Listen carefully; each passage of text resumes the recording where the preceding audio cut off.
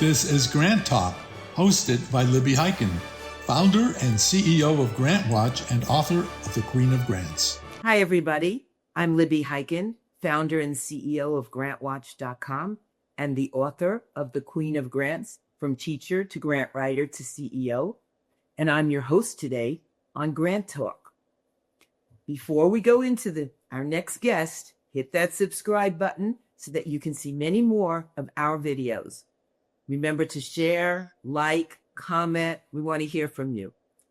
I'm very happy to let you know that with me is Liz Boylan.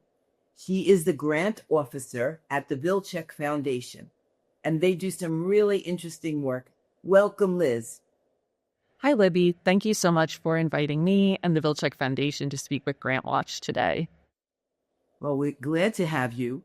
I know that you give out some really staggering grants. I think I read $100,000 grants at once. Why don't you tell us about that? Yeah, absolutely. Well, I'm happy to give you a little background on the foundation's work. We were established as a private operating foundation in 2000 by Jan and Maritza Vilcek. Jan and Maritza are immigrants from the former Czechoslovakia, and they came to the United States to be able to pursue their careers free of government interference and free of censorship. Jan is a biomedical scientist, and Maritza is an art historian and curator. And immigrating really enabled them to achieve things in their careers that they otherwise would not have been able to. Such opposites. They're Biomedicine and creative arts. I think what really is common to both Jan and Maritza is their passion for their work and for their field and for people who are doing interesting work. They love people, they love the arts and humanities, and they have a truly generous spirit that has really inspired the foundation's mission and vision. Jan, through his work at NYU, developed a medication that's used for many autoimmune disorders, and Maritza had a career at the Metropolitan for more than 30 years. And together with the resources that their careers enabled them to have, in 2000, they established the foundation because they wanted to be able to give back to other immigrants in arts and sciences, because they knew that they would not have been able to achieve what they had without the support of others, and they wanted to be able to do the same. And is it located in a very unusual place? So we are based in New York City, which is where the foundation has always been located. I'm speaking to you today from our foundation's headquarters, where we have a gallery space on site where we exhibit works from the Vilcek collection, as well as from artists and immigrant artists that we have worked with, and where we have our foundation's offices. What did I read about the indigenous population? Yes. So in 2022, we opened an exhibition called Grounded in Clay, The Spirit of Pueblo Pottery. This was an exhibition that was developed in partnership with the School for Advanced Research in Santa Fe. The exhibition grew out of the Vilceks have long had an art collection and have collected Pueblo pottery. And the exhibition was a way for us to identify a way to work with community curators and community members in the pueblos where there are living traditions of pottery making today. So with the School for Advanced Research, which is a nonprofit based in Santa Fe, New Mexico, we worked to identify more than 60 community curators representing all 21 Native American pueblos, and to include works from all of the artists from all of the pueblos, and to have community curators who could provide expertise, knowledge, cultural knowledge, and insight into works that they selected, both from the Foundation's collection as well as from the collections of the School for Advanced Research. So now you give grants. Besides all this collecting in the galleries and everything, tell us about your grant. Yes.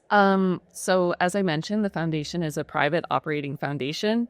So our work really takes place in three core ways. Our exhibitions and programs, Grounded in Clay, which is one of the exhibitions that we just spoke a little bit about. through the Foundation's prizes, where annually our programs team awards prizes to immigrant professionals in biomedical science and in the arts, and through our grant making, which is really why we're connected with GrantWatch and why I'm so grateful to speak with you today. The Foundation's grants go to support nonprofit organizations based in the United States and U.S. territories whose mission and work has some alignment with our own. So either supporting immigrants in the arts or sciences, or fostering appreciation for the arts and sciences more broadly. From the Foundation's establishment in 2000 through 2024, most of our grants were identified directly by the Foundation or developed in partnership with organizations in our network. This year, as the Foundation is celebrating our 25th anniversary, our president, Rick Kinsel, and our leadership team, including the Vilceks, we're really looking for a way to scale our work accordingly. And one of the ways that Rick initiated that is that we would open a call for applications for our grant making so that we could democratize our grant making, and really with the goal of connecting with organizations across all 50 states and across all U.S. territories. So we're the perfect place to advertise your grant for free. We don't charge anything. It's been wonderful. We posted the call for applications on GrantWatch in early December and immediately began receiving inquiries from organizations across all 50 states with alignment with our own. And it's been wonderful for us, too, to connect with nonprofit organizations that are in the process of grant seeking so that we can understand better what organizations are looking for, what their needs are, as well as to learn about the amazing work that so many nonprofits are doing right now. So are they reaching out with a phone call, an email? How are they contacting you? The best way to contact us is at grants@Vilcek, Vilcek.org. We're also encouraging individuals who are interested in our work and in our grants to visit our website, www.vilcek.org. We share information on all of our programs there, from the exhibitions programs to our prizes programs and the call for applications for our prizes, as well as about our grants, both grants that we've awarded in the past and this current grant cycle.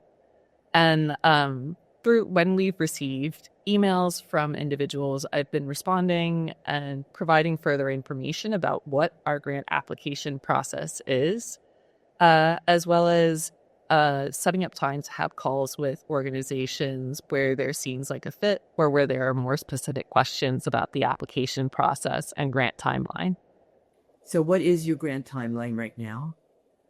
With our current cycle, the call for applications is open through June 30th of this year. As I mentioned, this is our first open call, and we anticipate this being an annual cycle moving forward. With the deadline of June 30th, we are accepting applications on a rolling basis, but we will be reviewing all of the applications following that June 30th deadline so as to really be able to see the range of applications we've received and to review them all at one time and not privilege any that may be coming in sooner rather than later. During COVID, applications got funded as they came in from a lot of organizations, and then they ran out of funds because it was so urgent. Yeah, and so we're uniquely positioned as we are a private operating foundation. As I mentioned, the resources that Jan and Maritza were able to achieve through their careers enabled them to fund the foundation. So the foundation was really able to continue our work throughout COVID. And right now, we're really looking at how we can appropriately scale our work. As I mentioned, we are approaching the foundation's 25th year. And our president, Rick Kinsel, was looking into ways that we could highlight this landmark achievement for the foundation. So both expanding our grants with this open call for applications to democratize our grant making and reach more organizations, as well as by expanding the foundation's prizes program. And you might find so many different kinds of art that's being created because of this. It's really phenomenal. And the range of work that we have supported and the range of organizations that we're hearing from is wonderful.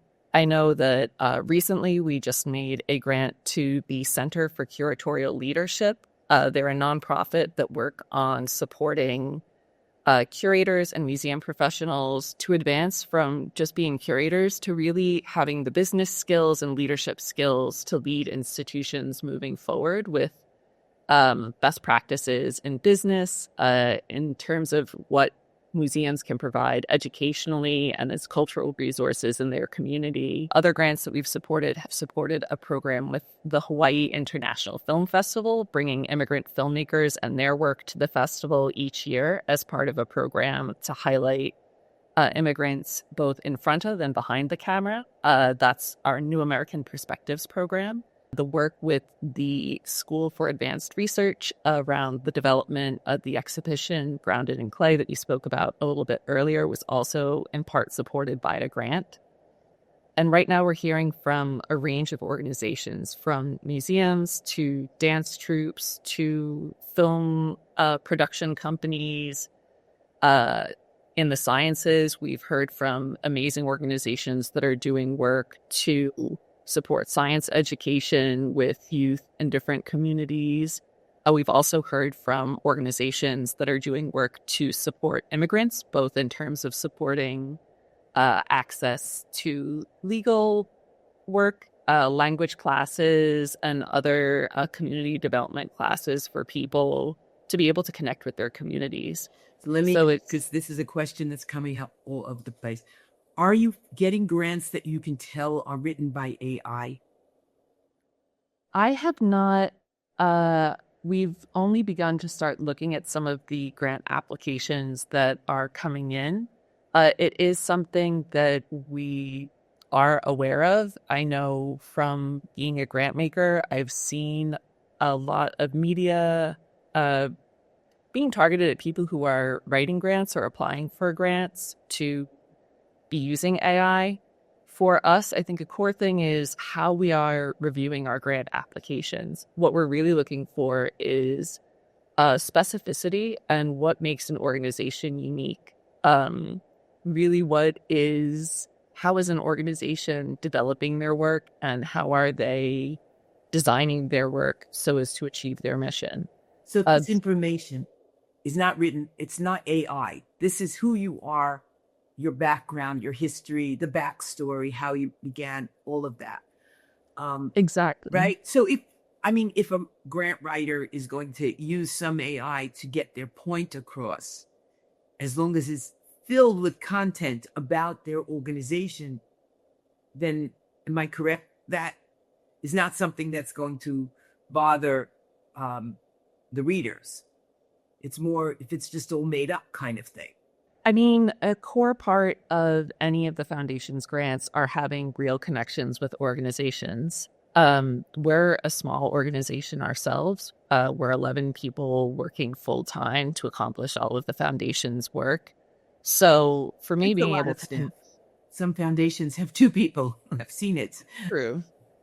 But across the range of work that we are doing as a foundation, from our exhibitions department, from our programs department, administering our prizes, to our grants, it's something that having connections with the organizations we work with is something that I think really sets us apart as an organization. With our grant recipients, when we are connecting with them, our goal is really to find ways that we can use the resources that we have to support their work, to raise visibility of their work, and to ensure that we're sharing messaging about the work that they're doing in ways that help them. So if there are ways that I can have a call with a grant recipient and they say, we have a program coming up this Friday, what can you do? We're happy to share information on our website, to use the foundation's social media platforms to help raise visibility of their work and to increase click-through to their sites. And it's something that we're working on moving forward too, is building out profiles on each of the grants that we award on our website to increase visibility, to increase web presence of the organizations that we are supporting. Circling back to your point about AI, for us, of course, receiving an application is part of it, but then having a real conversation and a real connection with an organization is something that we really value. The relationship, the partnership, working together. Okay. Any tips that you want to tell our listeners about grant writing? I would say for grant writing in general, specificity. I know one of the things that we are looking for as a funder is understanding how you are doing your work. What is your theory of work? How do you take your mission and put that into action? How are you designing your programs, your projects, and your operations to align with your mission and your values? That's something that I know for us is a core part of both the evaluation process and something that I know from previous experience that I've had in roles with other organizations, being true to what an organization's mission is and what an organization's work is, and finding the right partners. Making yourself into a pretzel to try to fit the mold, but to show what you are and how you really align. Exactly. For us as a funder, we don't have any desire to be prescriptive to the organizations that are seeking grants from us about how they do their work. For us, it's really about when there's an organization that is doing work that is filling a niche, an organization that is doing work that another organization may not be able to replicate, organizations that are doing work that have qualitative or quantitative values that they're able to share with us and highlight that they're putting their mission into action in meaningful ways. That's what's of value. And I think that for individuals who are writing grants, thinking about what makes your organization special, what makes your work unique, finding ways to distill that and share that in an application is really valuable. What about sustainability after the funding is over? Is that something you're looking for? For us, I think sustainability is one, it is when organizations are applying for a grant from us, we want to understand that they have the capacity to accomplish the work that they're proposing. So being able to point to either having a clear plan in place, being able to point to past successes, or highlighting how they plan to approach a new project and navigate any potential challenges that may come up with a project. With the foundation's grants, most of our grants are one-time grants, and we are transparent about this. It's something that we recognize that a lot of organizations are looking for longer-term funding. We have, in many cases, when we have found a grant partner or a grant recipient that is a good fit for our work, continued or had subsequent grants to an organization. But with the current call for applications, one of our goals is really diversifying the groups that we are connecting with, diversifying the impact of the foundation's funding, and being able to support projects across all 50 states and all U.S. territories. And then through our work with a grant partner, again, thinking how we can help to raise visibility of their work, whether that's sharing information in a newsletter on our website or through our social media, as well as thinking about if there are other organizations in our network or partners in our wider network that an organization is interested in connecting with, making those connections, making introductions over email or over a phone call, to help increase capacity of nonprofit organizations. Continue. Right. Exactly. People ask me, we won a grant, so when should we start writing our next grant? And I say right now, because you can't just depend on this funding. You have to be constantly applying. I think for us as a funder too, hearing from organizations what they're doing on a regular basis, I find very helpful. I know for me, subscribing to newsletters of organizations that we have funded with our support is a way that I like to sort of keep in touch.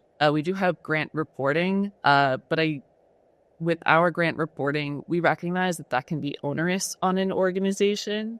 So I aim to check in more organically with organizations, as well as to just have visibility of their work through content that they're already creating, so as not to put an additional burden on a nonprofit organization. So for me as a funder, subscribing to newsletters of organizations that we funded, following those organizations on social media, and, every few months sending a note to a development officer or a program officer and saying, hi, how are you doing?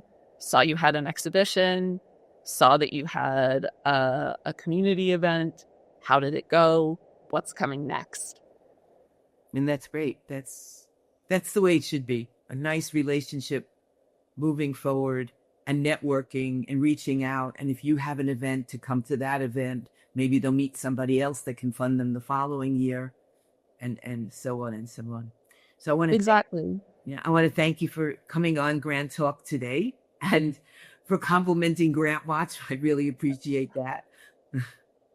It's been a pleasure. I'm so grateful for the foundation to have been invited and to be invited to speak with you and to speak a bit more about our work today. We recognize that this is a challenging time for a lot of nonprofits. So wherever we're able to share information and resources, I know we have found valuable as a nonprofit foundation. And so I'm very excited and very grateful for GrantWatch and the work that you do, and to be able to connect with the GrantWatch community. Thank you. Thank you so much.